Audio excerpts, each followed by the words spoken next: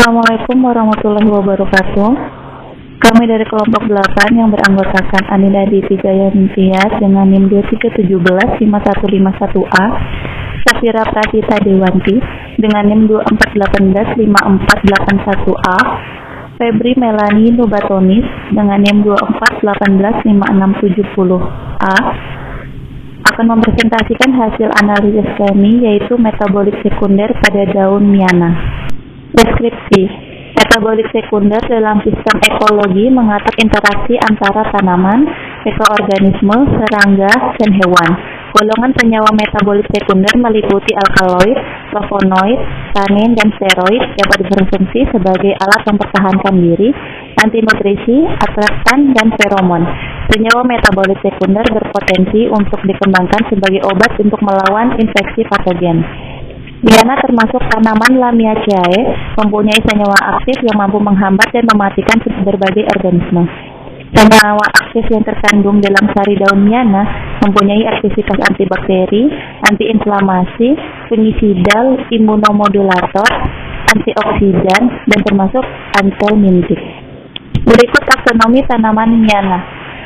Divisio Spermatophyta, Subdivisio Angiospermae, klasis Cotyledonea, subclassis Diapetalae, ordo Lamiales, familia Lamiaceae, genus Coleus, spesies Coleus atropurpurae. Ekstraksi alkaloid. Metode ekstraksi yang digunakan untuk mendapatkan alkaloid dilakukan dengan metode Lovombo-Ekomba. Sebanyak 200 gram serbuk daun Miana kering diekstraksi dengan metode sokletasi menggunakan pelarut heksan. Ekstraksi yang diperoleh kemudian disaring, residu atau ampas yang diperoleh dimaserasi dengan metanol, kemudian disaring. Ekstrak metanol yang diperoleh diatur pH-nya menggunakan asam sitrat dengan pH 3, kemudian dipartisi dengan etil asetat. Fase etil asetat yang diperoleh inilah yang mengandung alkaloid total, kemudian dipekatkan dengan rotary evaporator EYLA tipe 93 sampai 1000. Ekstraksi flavonoid. Proses ekstraksi untuk mendapatkan flavonoid dilakukan dengan metode yang dijelaskan oleh Andersen dan Markham pada tahun 2006. Sebanyak 100 gram serbuk daun Miana kering dibagi dua. Masing-masing 50 gram Miana kering dimaserasi dengan metanol dan air dengan perbandingan 9:1 dan metanol dan air dengan perbandingan 50:50 dengan cara maserasi selama 3 kali 24 jam.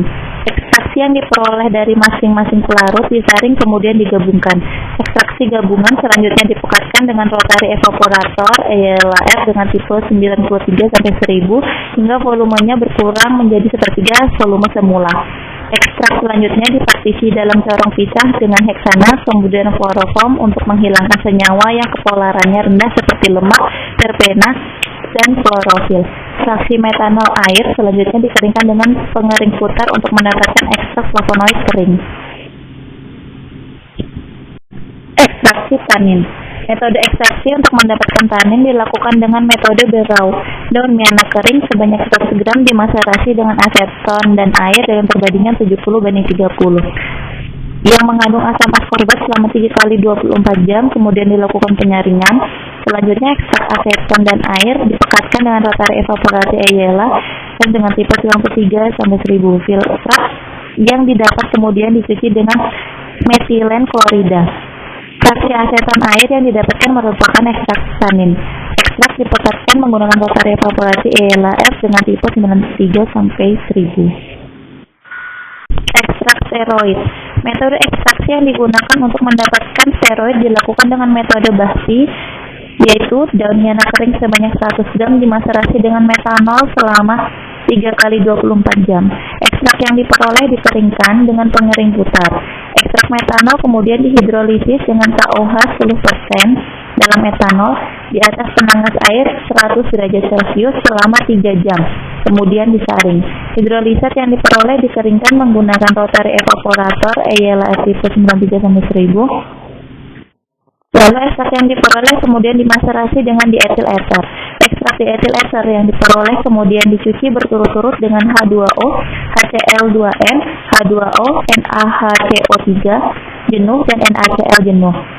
Fase diethyl ether yang diperoleh kemudian dikeringkan menggunakan Na2SO4 anhidrat untuk mendapatkan ekstrak steroid. Tabel 1. Rendamen dari isolasi masing-masing metabolit sekunder daun Miana.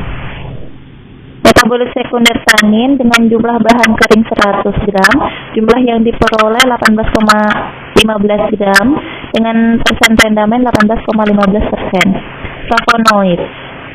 Jumlah bahan keringnya yaitu 100 gram, jumlah yang diperoleh 15,05 gram dengan persen rendamen 15,05%.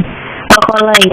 Dengan jumlah bahan kering 200 gram, jumlah yang diperoleh 3,10 gram dan persen rendamennya 1,55%.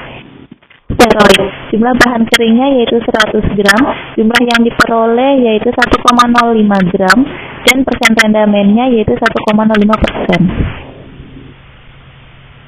Hasil analisis. Tanin dan flavonoid memiliki jumlah rendamen cukup besar, masing-masing 18,5 dan 15,04%. Sedangkan rendamen alkaloid dan steroid diperoleh dengan sangat sedikit, masing-masing 1,55 dan 1,05%. Ekstrak metabolit sekunder tanin, flavonoid, alkaloid, dan steroid memiliki aktivitas anselmitik terhadap cacing model H. Mikrostoma. Aktivitas anselmik paling kuat terdapat pada ekstrak tanin, diikuti ekstrak flavonoid, sedangkan alkaloid dan steroid memiliki aktivitas lebih lemah. PMK nomor 6, formularium obat herbal, yaitu bisa dilihat sebagai berikut gambar daun miananya.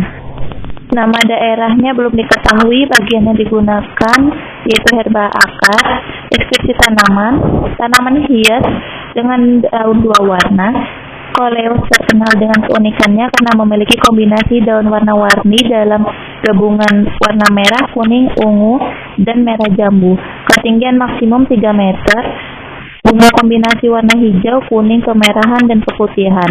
Kandungan kimia: forskolin, kafeik acid, dan rosmarinic acid. Data manfaat. 1. Praklinik. Forskolin mengaktifkan adenilatiklase dan meningkatkan siklik adenosin monofosfat yang mengatur dan mengaktifkan enzim penting yang dibutuhkan untuk energi sel. Forskolin meningkatkan siklik adenosin monofosfat dan fungsi KEM mediase melalui pengaktifan adenilatiklase enzim yang meningkatkan produksi adenosin monofosfat siklik dalam sel otot jantung. Efek farmakologi dari koleonol yaitu diterpen yang diisolasi dari C-forskolini diteliti.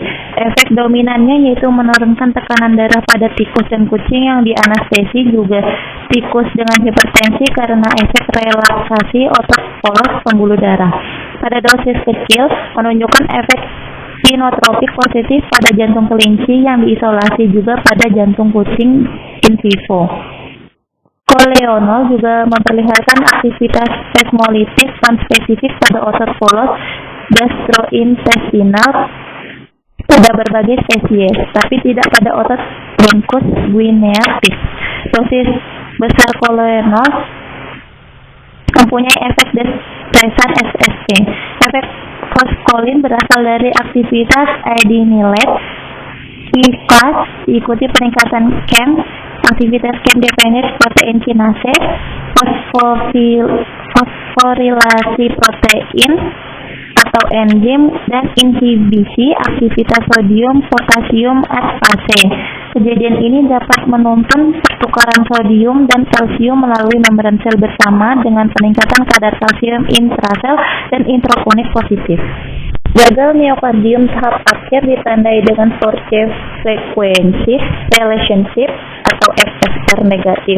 Mungkin sebagai hasil penurunan kapasitas ambilan SRCA2+, dilakukan penelitian terhadap simulator langsung adelenat cyclase Forskolin terhadap tenaga kontraksi dan FFR miokardium manusia yang diisolasi dari 7 non-failing heart dan end-stage failing heart karena sistemik atau kardiomioptik diatasi.